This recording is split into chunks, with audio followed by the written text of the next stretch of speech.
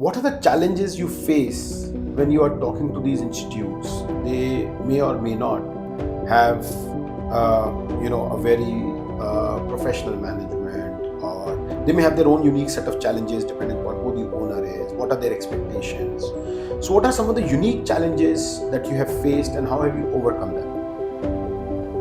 We thought we don't need to be IITs, but we can create an accessibility of BTech in AI for the tier 2 students and the tier 3 students, which is like, people coming from these cities, tier 2 and tier 3 cities. So that's where NextGen came into place, where what we say is, apart from doing admissions, we are also helping you deliver these degree programs in association with the existing processes of the university. Then, how do I categorize you? Are you a ed tech, or are you a marketing tech, or are you a SaaS company? I would say neither of them.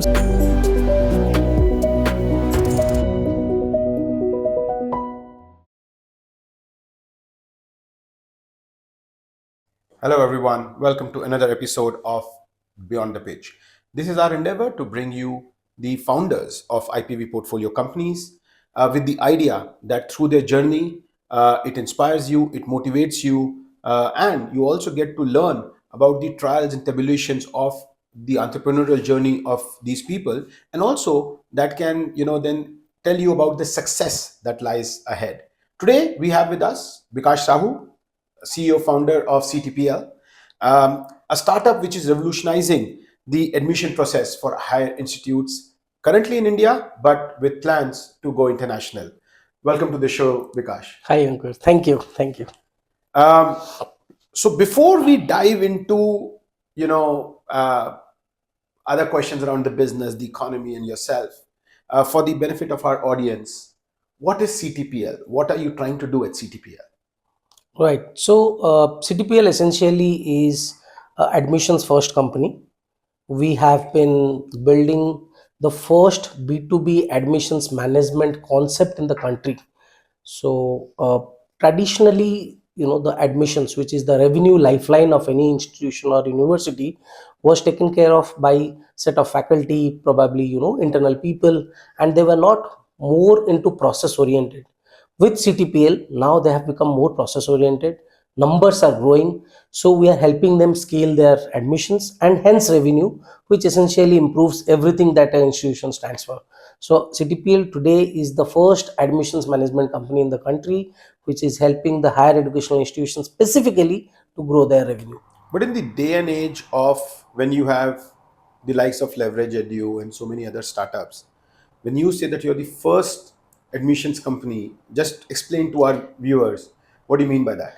Right. So essentially, all the companies that we have been hearing, most of them are playing in the space of retail admission. So traditionally, there were agents who were doing it. Then there came as companies like College Deco or smaller agents who created a group of people and then started contributing to the admissions.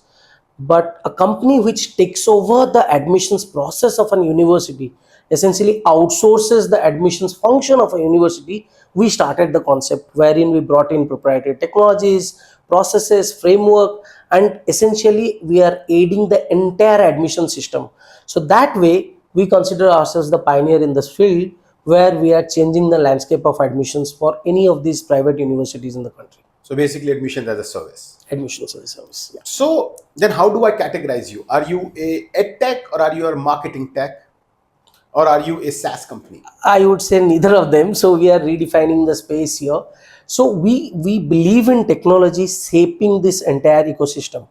But I personally believe technology does not solve everything. It's just an enabler.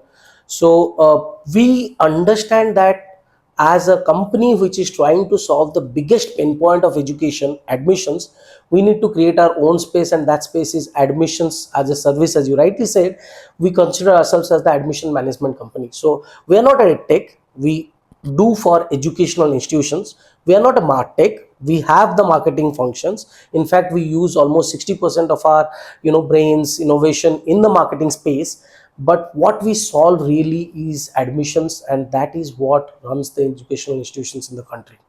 Awesome. So to tell our viewers, if you leave the tier one institutes where you have a reverse problem, you have less seats, more demand, and that Yes. is why you have people preparing for IITs and the medical, right. Then you have a lot of good tier 2, tier 3, tier 4 institutes who have invested in the campus, in Infra, the capex, infra, yeah. in the courses, but their challenge is to fill up the seats.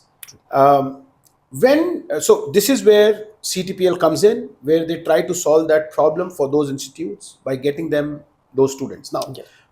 when and how did you come up with this idea? When and how, like, what happened that you thought that this is the problem I want to solve? So, I mean, to put it into a context, it would have been really easy if we would have that, aha moment. But I mean, I think it has been a series of evolution. So, where we were earlier into a space of providing technology for admissions, and we evolved and understood the gaps. So that's when we realized, technology is just a smaller pinpoint. Creating more efficiency is what technology can do, but it cannot build admissions, it cannot bring students to the campus. So then we realized the biggest pain point of every institution is the revenue. Unless and until it has a huge revenue, it cannot deliver the quality that it is promising, and it goes into a vicious cycle. And I think that's when we realized that the pain point is not to create more efficient platforms, but use those platforms to get more admissions into the system. And that's how we realized that nobody is solving this problem, and it is a better problem to solve, so why not get into the real ones. And we have seen your journey over the last 3+ years. We came in as investors with IPV, 22, yes. and we saw your annual revenue increasing from 6 crores to 12 crores to 26, 27 crores, Right, and now right. on the path to getting to 45 to 50 crores, True. all with PAT positivity. True. And we have also seen your rise through evolution of your product services. So now you have three products: Admission Accelerator, SREM, and Next Gen Academy. Yes. What are these products? How are they related? And what is the vision behind CTPL? Right. So SREM essentially is our proprietary tech stack, which enables the entire management of admissions. So when we talk about managing the admissions, the scale is humongous. This year we did almost 30,000 admissions, and when we are planning for the next year, we are looking at 50K plus admissions alone in a year. So the scale is humongous. Now, to do that, you need to have very strong tech stack, integrated with AI possibilities, doing more integrated stuff, connected tech for the institutions, so that the student experience evolves once he gets into the university. So we designed SRAM for our own use, but today we are ready with the SaaS version of the SRAM, where we feel that the first step of transforming any educational institution needs to be technology. So we can give our own tech which we used, you use it, and you get ready for the scalability. And once you are ready, then we come in as your admissions partner and we scale you up. So that's our first product, SREM, student relationship and engagement management. As we all spoke when we talked about admissions management, so admissions accelerator is our product where we are talking about increasing your admissions or scaling your admissions, and thereby increasing your revenue. And finally, I think you brought up the other one, which is NextGen. What we realized early on, we are doing the hard work. So we are getting admissions, and admissions is a one-time revenue, and that's all good. Why not get into the bigger part of the education where we are delivering value? The pain point that we saw was especially in the tier 2 and tier 3 cities and universities. It's difficult to launch new courses, a, because you have to get a lot of content around it, you have to get the real people who can deliver it, and then you have to get the corporates who realize the value of new age programs or in demand programs. Now these tier 1, tier 2 and tier 3 institutions have to compete with their tier 1 counterparts. So for example, to launch a BTech AI, you need to have AI competent faculty, the curriculum, and then people who can teach that. We thought we don't need to be IITs, but we can create an accessibility of BTech in AI for the tier 2 students and the tier 3 students, which is like, people coming from these cities, tier 2 and tier 3 cities. So that's where NextGen came into place, where what we say is, apart from doing admissions, we are also helping you deliver these degree programs in association with the existing processes of the university. There we have collaboration with corporates, we have collaboration with content companies, and this helps to build the experience at a much economical pricing. So that gives the USP for that institution to compete with a tier 1 and position itself better. So these are typically the three things that we are currently doing. And when we talk about the educational institutes, especially those in the tier 2, tier 3, um, what are the challenges you face when you are talking to these institutes? They may or may not have a very professional management, or they may have their own unique set of challenges depending upon who the owner is, what are their expectations. So what are some of the unique challenges that you have faced, and how have you overcome them? That's very interesting. So I think that's more of a personal journey that we have been through. Every business would have it, but what we realized is education has got a different footprint in the business segment. Most of them are owned by people whose primary earning or primary business is something else. They could be industrialists, they could be builders, they could be politicians. It could vary. And education is a means of their giving back to the society, and they have built institutions because they love to get into education. So essentially, when we go and talk to them, the focus always is on a very long term, it's not short term. So they don't look at what you are giving me today, they're looking at what you are saying. Can I trust you, because I am actually giving my entire revenue engine to you? And how do I do that? Because I have been running it for last 10 years, 20 years. Today who is an university must have been an institution for last 15 years. So you have to convince the owners that you can do what they do better than you, and they want to give you that whole pie. I think that's trust is the biggest thing that we have been able to solve. And as we keep on doing, we are almost into the fifth year now, and we have, in fact, institutions who have done this with us for 6 years. So we just renewed one of our marquee clients who renewed the contract for sixth continuing year. So these instances have helped us build trust over a period of time. And beyond trust, I think it's more about collaboration. We don't come across as a competing ed tech. We don't talk about we are building a campusless university, we are building things bigger than you. We are talking about place where we are collaborating with you to help you grow. If you grow, I grow. And that mentality, I think, has gave us a nice space in the interview. I mean, I guess it always helps to have a win-win strategy, Yes, because any other strategy is probably not going it's to not work, sustainable at right? least. It can work for a period of time, but it is not a long-term strategy. So, now, in addition to IPV, GVFL has just Yes. funded your recent Series A, and FISIS Capital, which is our new VC fund. Yes. We have also come in as investors. Um, what are your, immediate, goals for the next 2 3 years? So I think we have created a very interesting business model. We have solved the unit economics. We are looking at 100% growth every year. So our primary focus right now is to expand and increase our market share. So just to give you a few numbers, we almost have 600 plus universities today in the country, and we are just serving say about 20 odd universities. So the percentages are minimal, and we are the largest B2B admissions company, to put it into a perspective. So our first goal is to take it to a market dominant feature, do more of what we do best. While we do that, we are also trying to increase the LTV of the student. So admissions gives me a 1 year, one time service, but getting into next gen, getting into more allied, connected experiences for the student, I think we'll be able to build it much better. So as in all, we are looking at expanding our role, expanding our interventions in the university and higher educational institutions, where the thesis is always to do things which can help them increase their revenue. In turn, we get our own share.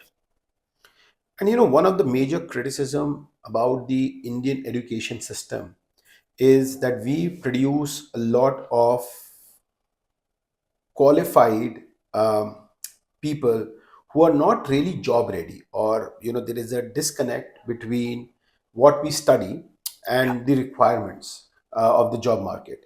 So how is when you're helping the people in their admissions, clearly you are the people who they're looking up to. Are they also asking you about how to bridge that gap? And more importantly, we read about, or we have recently read about, how many top IITs, like even IIT Bombay, have struggled to place their students. Um, are you also getting some requests around the placement of students post the qualification? I think it's more of a macro challenge. I mean, in the sense of India as a country, how we are growing, what are the opportunities being created. Uh, but yes, while solving this problem, the first things that came to our mind is we don't want to get into the space of upskilling and the placements. A, because many people are trying to do it, so I don't know if we'll be able to add more value than them. B, I think a bigger problem is to give value to the institutions who can then deliver the value to the students. The gap comes when we are just doing because it has to be done. So if you remember, there has been news where people have almost 7 lakh, 8 lakh people have applied for a post of peon, right? Yes. And that's because even the PhDs did not study when they were studying.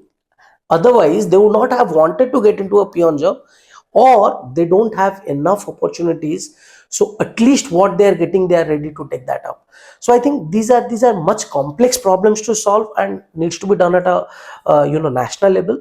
For us, we are trying to solve what is the baseline problem, and the baseline problem is if we empower the universities or the institutions, we being a B2B company, so empower the institutions who can then deliver more value to the students.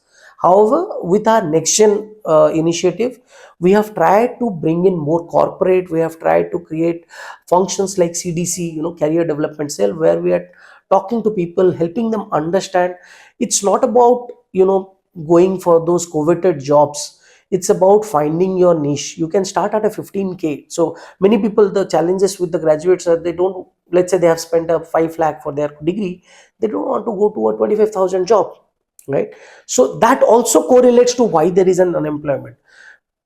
Everybody thinks that my ROI is not coming, or I'm not ready for that job. We say that find out what you like, learn towards it. So for example, you like programming, learn the basics of programming, get into a job. Because once you do that, what matters is the last year of your retirement, right? It's not 25K, it's the 25 lakh that you might get on the 60th year, or 65th year, which the journey starts today. Don't think about today, think about that. And then I think that gap can be maintained properly or can be reduced. So our way of solving it is, first, empower the people who are solving it, give them more revenue, they can solve Makes it better. sense. And second, through our next gen, whatever we can do, we are trying to create more competitive accessibility of these kind of programs. So a BTech AI, if costs say about 12 lakh in a top tier institutions, we are able to provide it at 3.5 lakh or 4 lakh. Then that makes it more accessible for even people who are there. And if that helps them to get a job of 40,000, 50,000 post their degree, I think we have achieved our sense. Absolutely. At the end of the day, every job has their own respectability Yes. and their own requirement. I think what you were trying to tell by your example was that sometimes there is a mismatch between the Yes. qualification and the role True. requirements. But sometimes lack of opportunity, or sometimes, having a degree which is not that relevant in the current job market, can create those challenges. Perfect. So let's move a little micro, move to you as a person. Um when did you start thinking that entrepreneurship is for me? I don't want to um, do work for somebody else. I want to work for myself. So yeah, so essentially I was doing my MBA in symbiosis. So in the second year itself, we were having a innovation challenge in Bangalore, and it was more of excitement to go and participate, compete against the best of the best. And we met Panindra Sama there. He was my first mentor who drove the entire business plan model. And he told me a very nice thing which I could not incorporate, by the way. He said that when you start straight out of the college, you think like a college goer. Then I think that's okay, but at least I'm starting out of the college. And we started with our first journey that was into again education, and we were giving technology for education. So And that's it was never about working for self, rather it was more about doing things which can immediately impact. You can see the impact. Earlier I had worked with multinational, but it was more of a cubicle journey, right? So you walk inside out of cubicle. And as a person, I think meeting people, knowing their challenges and being able to solve that, however small it might seem But in a still, how minute. did you get that confidence? Because you come from Odisha, Right. right? And you haven't been to IITs, IIMs, right? True. These are some of the what people say are the prerogatives or preconditions to Right. become a successful entrepreneur. So you are breaking a lot of glass ceilings, Right. right? And you are a largely single founder company. So if you look at the checklist, if anyone has that, okay, what makes for a successful startup, you actually don't meet any of those criteria. So this should be inspiring for people who are listening, who are like today saying that, okay, we hear all of these terms. So what gave you that confidence that in spite of all these challenges, not only can you start a business, but you can make it into a successful one and into something in which hundreds of people will then believe and invest in you? So this is very I think you can see the trend today. Most startups are coming from tier 2 and tier 3 cities, and I personally feel the reason behind it is there is less of expectations out of them. You're not an IIT founder, so nobody wants you to be a unicorn. They want you to do successful businesses. And when we are people who come from grounds, the tier 3 cities, or Bhubaneswar is a tier 2 city, let's say. So probably what we look at is, are we adding real value, instead of looking at the top notch valuations. If that comes in, that's a bonus. But I think the key here is we never had a lot of expectations from us. We could We always have a lot really of expectations from you. obviously we are growing. But yeah, that's that. And second, I was fortunate to have a great family.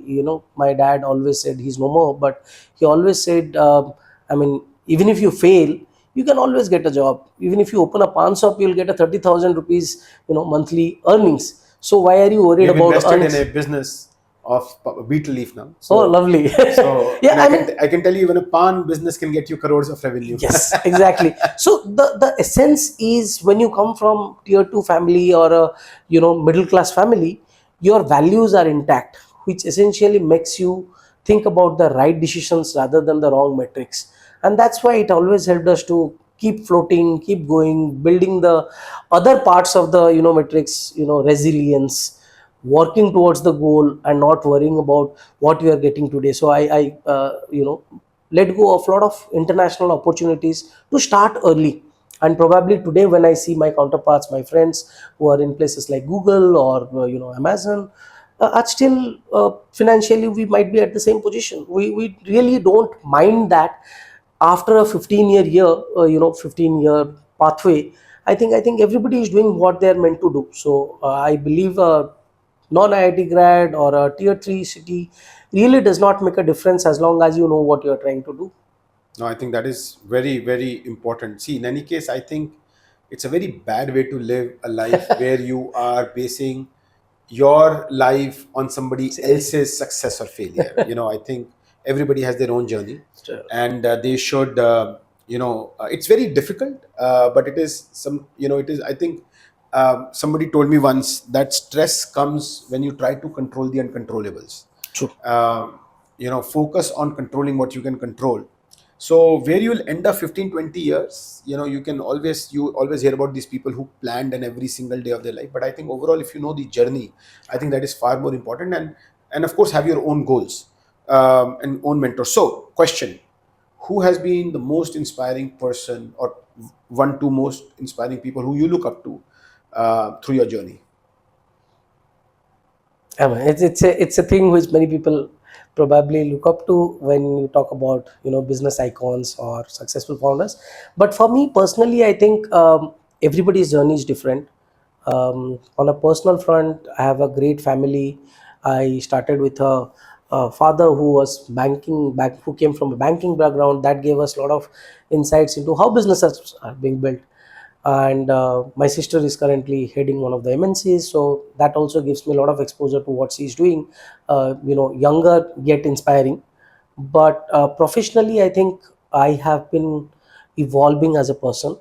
When we started small, every institution's owner or chancellor has a different pedigree. It was great to learn from them. And what I realized is, as I'm growing, we are onboarding bigger institutions. So learning from them who has already been there has got its own, insights. So I would say it's not anybody to look up to, but it's more from people who can learn from. So say for you example, we have been speaking for so long, 2 3 years. So every time we speak, there are new insights, and that drives the respect that you talk with the person. So I think that's more important than fixing one person, one book, or one, so for example, to continue learning is the key. So how No, much you can absolutely. learn, that's the whole point. And I think it's very important thing that you just said, that you can learn from pretty much everyone. Yes. I think it just, it's a very false. I won't say false. I mean, It whatever depends. whatever People, works for yeah, people, right? yeah, But it's good to get inspired by a few folks, but it is also nice to know that you can learn from everyone and anyone. yes. You could be learning to somebody, somebody sitting next to you on a flight, Yeah, it is. right? So it doesn't matter. Okay, now you have talked about your family a couple of times, and I know you have a young family. You Yeah. have two young kids. How do you balance the challenges of running a young business with the challenges of having a young family?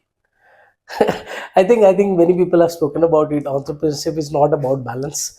You do what you do because you love it, and everybody around you supports for that. So I think when they need me, I'm there. Most of the time, I need them, so they are there. So that's how we balance it. And we have not faced any challenge yet. Yes, kids are growing up. I earlier I used to travel for more than a month, even at a stretch. Today it's less than 15 days, perhaps.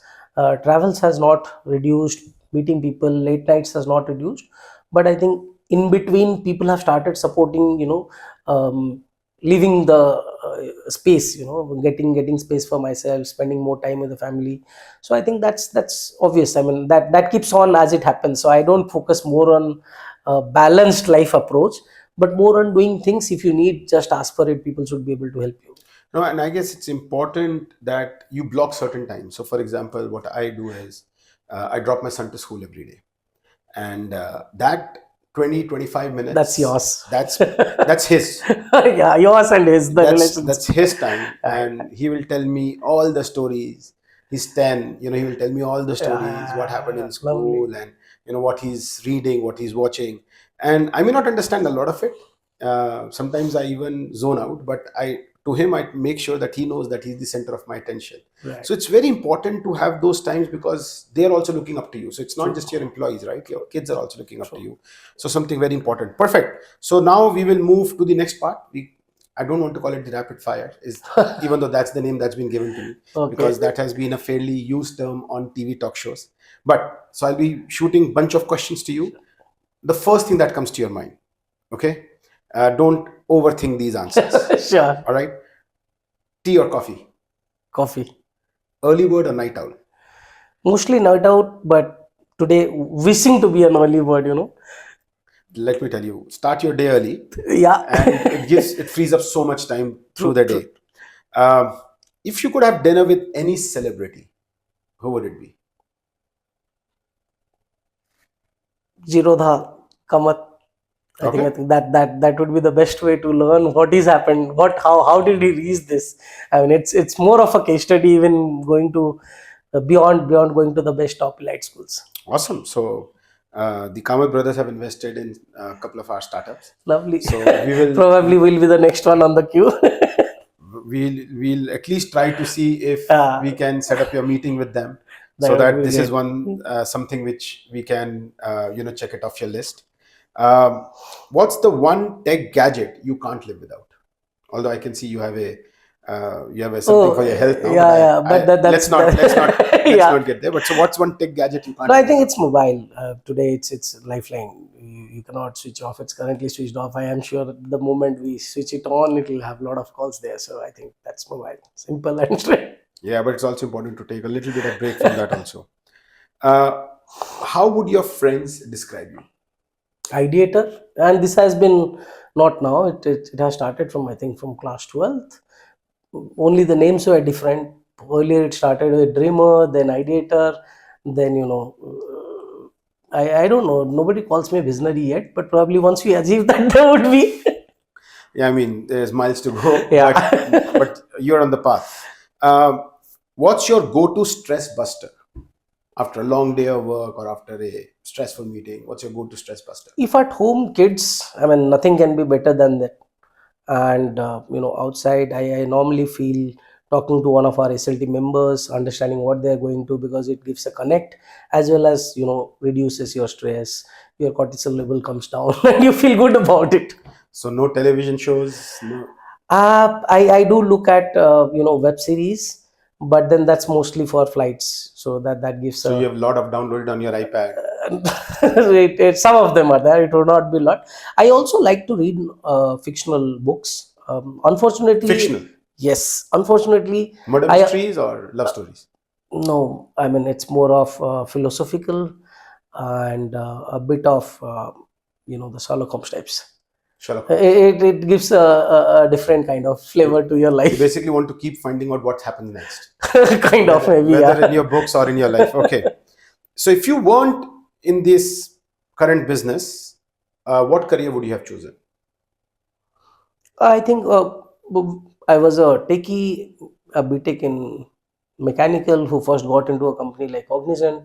So software would have been the only option, because coming from a place like Bhubaneswar, getting the first campus placement with the company that came to your college, and with a loan that you have in your back, that becomes the easiest and quickest way.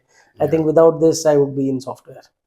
Yeah. I mean, education in India is very, very, uh, it's reverent. It's something which I guess every parent. I was actually hearing this interview of KL Rahul, where he was mentioning that he had to drop his studies to pursue cricket and has become a fairly successful cricketer at that. But when Corona happened and everybody was stuck at home, he was mentioning in the interview that how his mother called him and said that Ab to pad lo. अब अपने exams पूरे कर लो. True. I know. So the quest for education doesn't even stop if you have become a very successful cricketer and have made like millions and millions of dollars. Right? True. Okay, your dream travel destination. Today it's Netherlands. A, it's good. B, I have a house there. My sister stays there, so I have a house there. And C, the place is very good for expansion of companies like ours. Educational opportunities are very huge in Europe, though laws are changing a bit. But I think the premiums are very high, so it balances both. You love the journey and you love the outcome. Absolutely, and you can go cycling around everywhere. Yes. Um, your favorite subject in school, Geography. and what did you not like at all? I think Hindi. I come from a different background. Learning Hindi was very difficult for me, but somehow I did come across that, and I managed to move on. Excellent.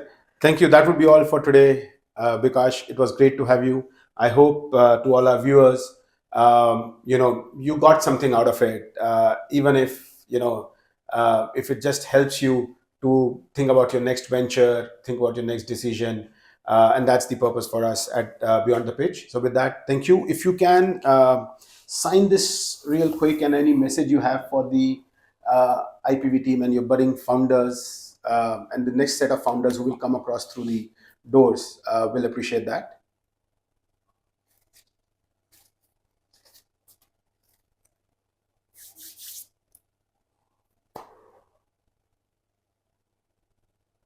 I think this does. Yes, awesome. Thank you. Okay. I guess the only person who can read the handwriting is me, because my handwriting is probably worse than yours. Thank you. Thank you, buddy. Okay. Thank you.